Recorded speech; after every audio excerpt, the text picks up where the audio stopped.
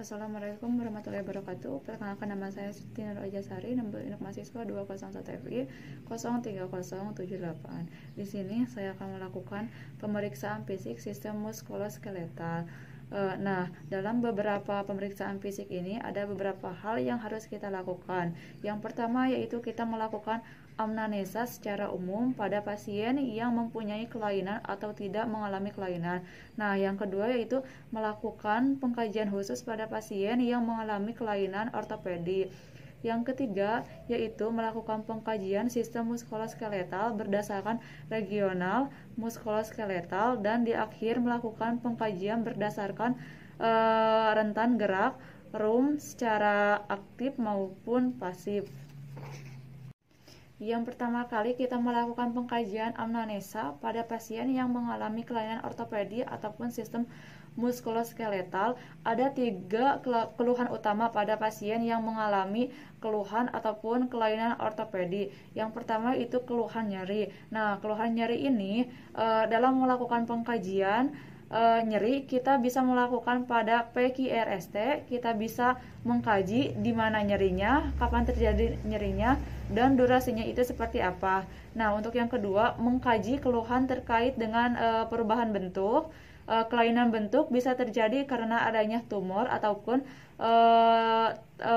karena trauma. Nah, untuk yang ketiga itu mengkaji adanya diklusi dari otot ataupun tulang pada pasien. Kelainan fungsi ini apakah pada kelainan ataupun bawaan ataupun karena adanya suatu penyakit. Pengkajian selanjutnya dalam amnesa keluhan utama. Yang pertama kita melihat riwayat penyakit dan riwayat keluarga dari pasien.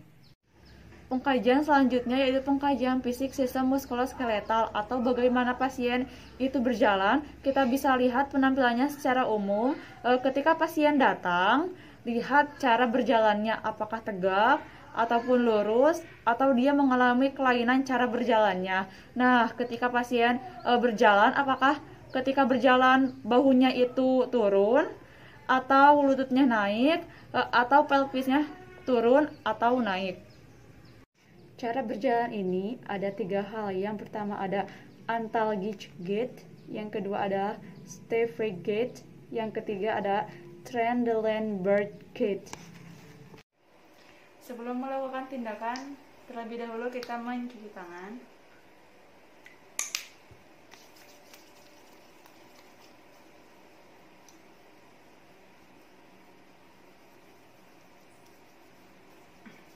Kemudian memakai sarung tangan.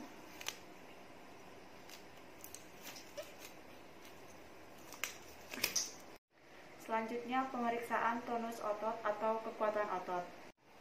Kita lakukan dalam kondisi pasien yang sedang rileks, dan bisa kita lakukan juga dalam keadaan pasien sedang berbaring ataupun duduk. Ada beberapa indikasi untuk melakukan pemeriksaan tonus otot ini.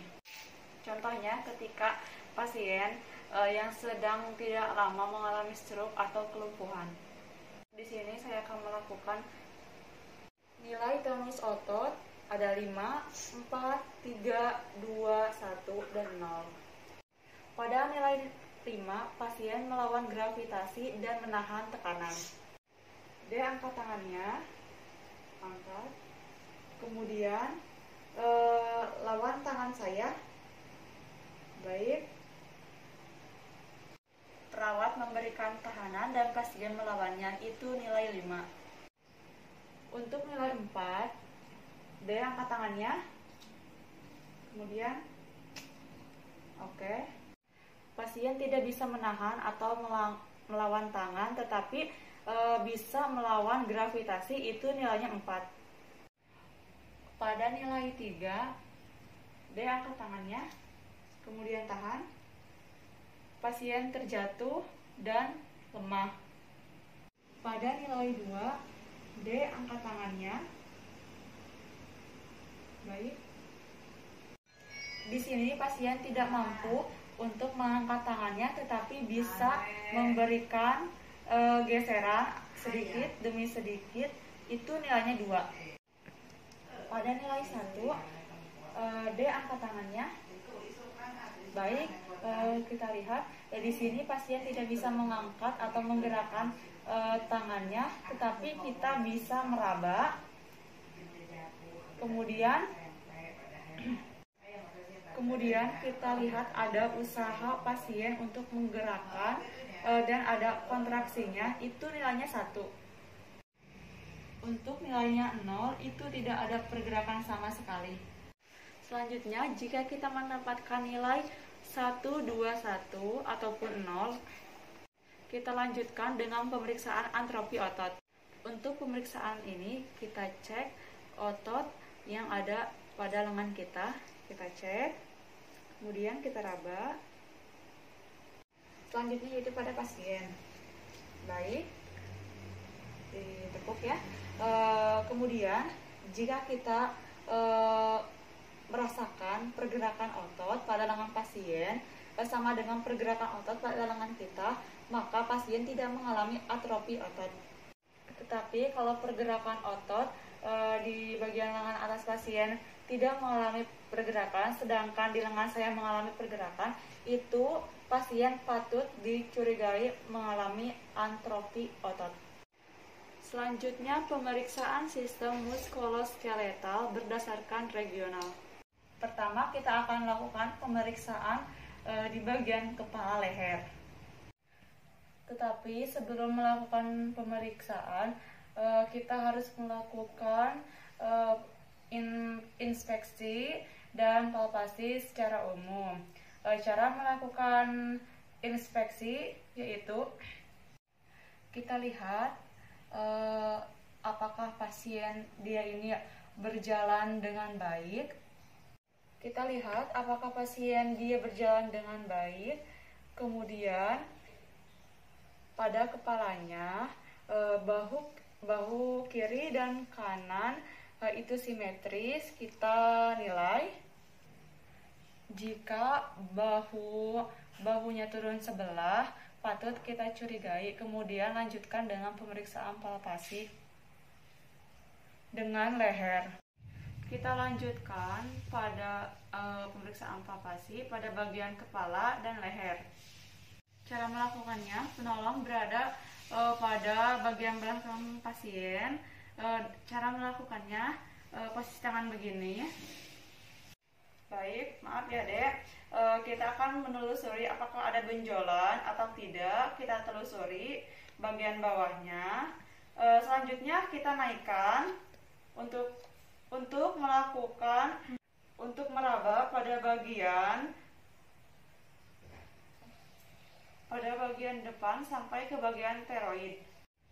Baik, kalau tidak ada benjolan, lanjut meraba bagian bahu ya, meraba bagian bahu. Baik. Kalau tidak ada, lanjut pemeriksaan bahu kiri dan kanan. Kemudian dilanjut pada bagian sini, yaitu pada fiksasi, meraba dan menekan. Ada yang sakit gak Dek? Enggak. Baik, lanjutan ke pergelangan tangannya. Tolong diangkat tangannya pada bagian samping, pada bagian bawah juga. Baik, jika sudah, ini sudah masuk ke pemeriksaan ekstremitas bagian atas. Setelah melakukan pemeriksaan palpasi tadi, kita lanjut pada pasien untuk melakukan pergerakan leher. Pergerakan leher itu terdiri dari abduksi, rotasi dalam maupun luar.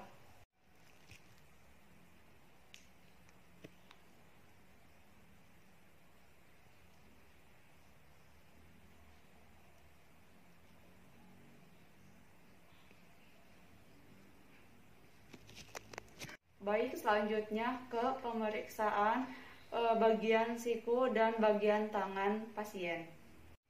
Untuk bagian siku, kita lihat untuk bagian inspeksi, maaf ya, jadi kita raba, ada benjolan atau tidak. Kemudian kita meraba. Setelah meraba, kita tekuk tangannya. Baik. Baik. Di sini tidak terdapat atau tidak ada benjolan, ya. Kemudian kita lakukan pergerakan pada pasien. Coba gerakan tangannya ke atas, tekuk, ke bawahkan lagi. Nah, tangannya bisa ke belakang, Baik. Di sini pasien mampu untuk menggerakkan tangannya. Dilanjutkan dengan pemeriksaan di bagian lengan pasien. Dilanjut pada bagian inspeksi, kita raba apakah ada benjolan atau tidak pada bagian tangannya. Selanjutnya minta pasien untuk menggerakkan tangannya. Coba gerakan pada bagian gerakan ke kiri, ke kanan, bawah, atas. Baik. Pemeriksaan selanjutnya yaitu pemeriksaan bagian punggung. Kita harus melihat apakah pasien ini mengalami partorskiposis, lordosis, atau skoliosis, atau gibus. Nah, pada kiposis akan cenderung ke depan, pasiennya itu ke depan, cenderung ke depan. Kemudian, pada lordosis, maka pasien cenderung ke belakang. Untuk kalau pasien skoliosis, maka pasien itu bahunya turun satu. Kemudian kalau pasien gibus pada punduk seperti kiposis. Kalau orang duduk, dia agak seperti menekuk. Oke. Kita bisa melakukan pengerabaan hingga pada bagian abdomennya. Nanti. Baik, sekarang Dek duduk tegak, sudah tegak ya. Kemudian dilakukan perabaan posisi tangan begini. Raba hingga ke bawah, nanti ada benjolan atau tidak. Kalau di bagian depannya kita lakukan begini. Kemudian pada bagian abdomennya kita lakukan penahanan, kemudian tarik nafas, hembuskan. Tujuan menahan di bagian abdomen yaitu untuk menilai kekuatan otot di bagian abdomen pasien. Baik, selanjutnya melakukan pemeriksaan dispanpansi, yaitu untuk melihat apakah ada kesenjangan atau adakah kelainan bentuk seperti semur lebih panjang daripada kaki kiri dan kanan. Nah, dalam melakukan perbandingan, kita lakukan pada bagian kaki kiri dan kanan.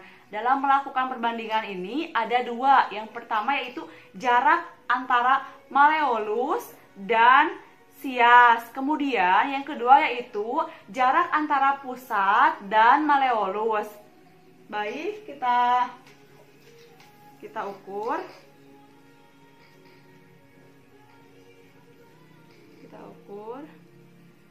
Di sini 22. Kemudian kaki selanjutnya sama 22. Jika sudah, langsung ke tali pusarnya. Tali pusarnya yaitu 24. Ini juga.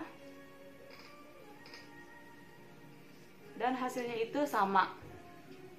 Selanjutnya melakukan pengkajian khusus sistem muskuloskeletal pada pasien. Yang pertama, uji Palans. Nah, pengkajian ini yaitu untuk melihat apakah pasien ini ada mengalami satu sindrom atau tidak. Nah, sindrom yang dimaksud contohnya yaitu sindrom turnal carpal. Cara melakukannya, pertama-tama kita minta tangan pasien untuk diluruskan. Baik, kemudian dibeginikan deh. Nah, setelah ini langsung tarik, kemudian bengkokkan ke bawah. Nah, setelah posisinya begini, kita tahan selama 1 menit. Jika pasien mengalami kesemutan di bagian tangan, pasien patut dicurigai yaitu mengalami sindrom turnal carpal. Jika tidak, pasien tidak mengalaminya. Yang kedua yaitu pemeriksaan TNELS. Pemeriksaan TNELS. Nah, pada pemeriksaan di bagian pergelangan tangan, kita melakukan perkusi di bagian persendian. Nah, posisinya begini. Jika belum ditemukan juga, boleh posisi tangan pasien ditekuk dulu. Nah, baik. Selanjutnya yaitu melakukan perkusi di bagian persendian. Posisi tangan pasien rileks, kemudian melakukan perkusi. Caranya ketuk 3 kali pada tangannya di bagian sini ya. 1, 2, 3. Baik. Kalau pasiennya mengalami kesemutan itu positif, dan kalau misalkan tidak mengalami berarti itu negatif. Kita boleh melakukan refleks hammer perkusi. Baik. Ketuk selama 3 kali ya. 1, 2, 3. Nah, kalau pasiennya mengalami kesemutan juga itu positif, dan jika tidak itu negatif. Yang ketiga yaitu refleks patella. Nah, posisi kaki tidak boleh menyentuh ke lantai seperti ini, tidak boleh ya. Harus tergantung. Kakinya boleh ditumpangin ke kaki sebelahnya. Nah, posisinya seperti ini ya, tergantung. Kemudian kondisi yang rileks. Kemudian tentukan bagian patelanya. Setelah kita temukan bagian patelanya, kita ketuk 3 kali.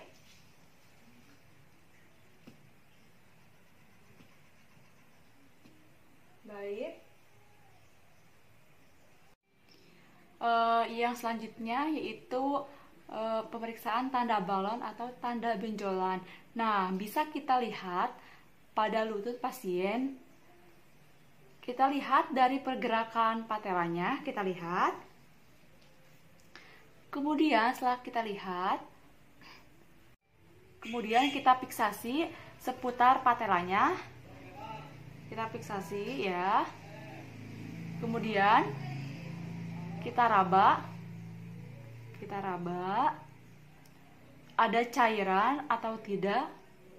Kemudian tanda balon kita rasakan adanya pergerakan atau tidak, ada cairan atau tidak.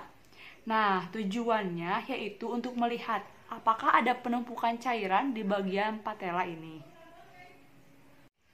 Ade, terima kasih ya telah bekerja sama dari beberapa tindakan tadi. Sebelum saya keluar, ada yang ditanyakan? Tidak. Baik, terima kasih. Setelah melakukan tindakan, jangan lupa kita mencuci tangan kembali.